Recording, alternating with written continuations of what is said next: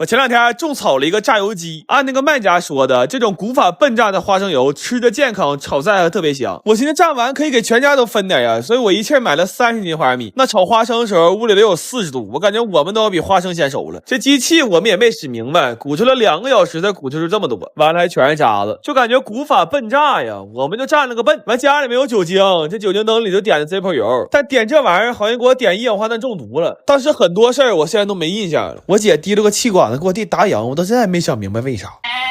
后来剩的那29斤半，我们就琢磨拿石磨给它磨成花生酱，但是这一下就多个大火。我们试了很多办法，发现还是一粒一粒拔最快，但这桌子上起码得有2万粒，这活实在是太让人绝望了，根本看不到尽头。后来我姐都要弃我们而去了，出门之前还人工磨个皮。她说这是她最新被种草的秘密武器 AKF 的散粉，这粉老细了，还很贴合肤色，上脸很自然，秒磨皮，上妆一整天都不带脱的。关键是在实惠 APP 买直接3折，才花20多，点评论区还能领188现金，老划算了。但他走了，我们还得接着扒呀。就这画面在电视上看着，都得以为我们接受劳动改造呢。后来就爱咋咋地吧，我们拿花生米出去社交去了，车里坐不下了，就把大驴先留家磨着了。完开饭店的哥们非常热情，非要留我们吃一顿。我们当时心里惦记着大驴啊，是1万个不愿意啊，但是社会上的人情世故他没办法。我们坐在那如坐针毡呢。后来看了会儿他直播拉磨才解压了不少。完赶得也巧，他磨差不多了，我们也回来了。该说不说的，他磨这个花生酱是真好。我发现拉磨这个事儿他确实有天赋。我仨决定以后不拖他后腿了，拉磨这活就让他个人干了。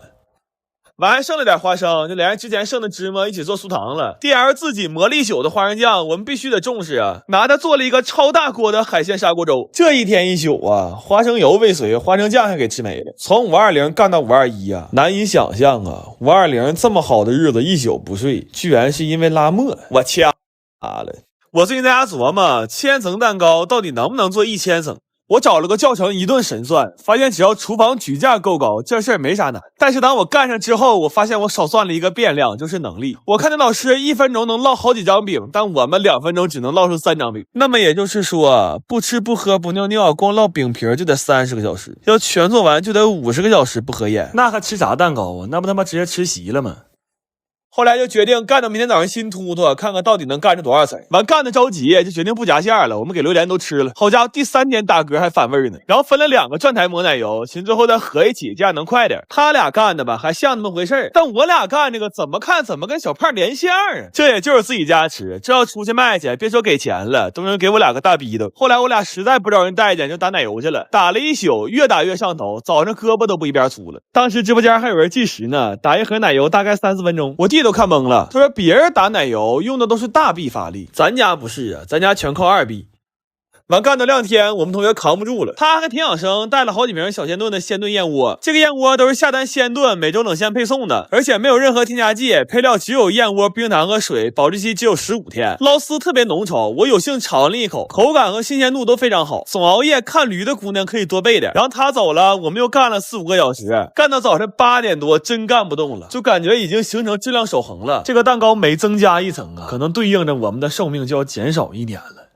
最后这俩加起来也就将近400层，干了20个小时才干这么高。我最开始却还考虑过举架不够怎么办，我可真幽默。我对这个世界最后的善意就是没把他俩合起来。这玩意儿你说不切开，谁能分清它是地雷还是千层？不过我算了一下，要准备的好，2天1宿是完全有可能干出一个真正的千层蛋糕的。我打算缓1个月再挑战一次，但最近肯定是不可能了。这点玩意儿打包了30多盒，我们吃了2天，第3天这个奶油味和榴莲味一起反上来的，我太让人纯醉了。我最近不是做了好多自制的东西吗？但是翻车的太多了，我怀疑这个房子 Wind Water 不行，所以密谋了好久，决定搬个新家。但是这仨活爹搬公司怕碎，多数都不接，路程其实就10几公里，我决定拿手推车给他推过去，就当团建的。完怕路上饿，还做了不少蛋堡，肉馅放的这个乌江千盐榨菜，升级减盐30%，提味增鲜，老人小孩都能放心吃。然后我们现在住这个房子吧，是6楼的楼梯房，这仨爹加起来得有500多斤，完还没个拎手。下楼下了6个小时，我上一次因为下楼直不起腰还是在7年前，那年我他妈下了个泰山。完绑完酒，我们就上路了。路上好多人问，这是要出夜市呀，还是要出国呀？然后推了3个小时，就遇到了这次搬家的最大难题，就是跨江。我们需要把这800多斤搬上桥，但是使出了吃奶的劲儿，发现它根本就一动不动。完说先吃点饭吧，就在道边支了个齐齐哈尔 BBQ。我发现烤肉加榨菜这个搭配挺绝，吃的特别开胃，而且小小方便，妥妥出行必备。但吃完饭发现还是抬不动，就开始找朋友，给通讯录都要翻出火星子来了。这段实在是太燃了。半夜11点多，除了我那几个活该倒霉的哥们，还有好多特意赶来帮忙的粉丝，甚至还有个哥们跟对象吃饭呢，给对象扔着了，自己打车过来的。这10几个人少一个，我们可能都上不去这个桥。如果有记载的话，这一定是人类历史上一个特别伟大但没什么用的奇迹。后来感谢了各位爸爸，但余生的路我们还得自己走。有个哥们给留了个拖车绳，这算救了大命了。过桥的时候，上坡就拖着走，下坡就推着走。虽然中间推车抛锚了几次，但还算顺利。然后就一直这么走啊走啊走啊，感觉这一宿给身高磨没2厘米。后来遇着个出来晨跑的大爷，他说：“你们这是要去西藏吗？”我心说西藏在哪儿我是不知道了，但西天可能是越来越近了。等走到新家的时候，天都亮了。巧合的是，这边也没有电梯，我们就这么一蹬一蹬往上挪呀，感觉每使一次劲儿都在脑淤血的边缘。最后用了2个小时才给他仨整上来。这3瓶酒到家一滴都没洒，要感谢的人太多了。我们现在虽然喘气儿都困难，但还想先给大伙磕一个。完稍微收拾了一下，房东说在露台给我们留了个惊喜。我走着就发现这爹给我们留了个石碾子，我服了，他居然管这玩意儿叫惊喜。我前2天看纪录片，看着一个给老佛爷吃的菜。相传老人家晚年牙口不太好，吃不了肉，完还干着急。他吃不着肉，御厨也着急呀，就琢磨把肉给他塞到六豆芽里。于是就有了这一道银牙酿肉。但因为制作难度很大，所以选角也很严格。我们按照流传的标准，用4个多小时，在将近1万根豆芽里才勉强选出572根。然后要想招把这些豆芽掏空了，再往里塞肉。就这会儿我一度怀疑过，这真是一道宫廷菜吗？这不纯变态吗？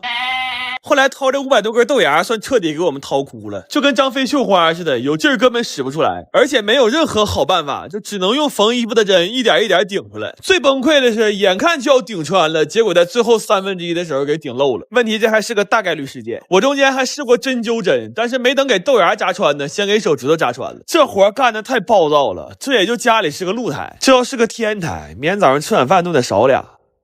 我们干了7个小时，那500多根只穿成功了264根，然后就要往里塞肉了。但没寻思干那么慢呢，那肉在冰箱放都快2天了。好在搬家之后新换了个美的微晶501冰箱，它有一个微晶1周鲜抽屉，肉放在里边冷藏保鲜1周，还和鲜肉一样，拿出来不用解冻，直接就可以烹饪，就像给肉头等舱一样的保鲜体验。有了它以后再也不用吃冻肉了。然后我们人脉有限，实在是没有当过公公的朋友，就准备了3种肉，寻思总有一种能跟老佛爷对上。但是这一步比上一步还变态，往里塞火腿，差点没给我眼珠塞瞎了。肉泥可以用针线或者注热器，但是依然有被捅破的风险。到最后那1万根豆芽就穿成功了76根，做了20个小时，痔疮都快犯了，结果就整出3个1来，1天1宿就干出1口，我吐了我。至于口味吧，我只能说它不愧是一道宫廷菜，我等凡人根本尝不出其中的美味。简单来说就是没几味，就感觉干了20多个小时，完全干了个寂寞。这一宿干的可太窝囊了，全程连大气儿都不敢喘，好像没给我们憋死。看来文熬确实不太适合我们，以后还得是武熬。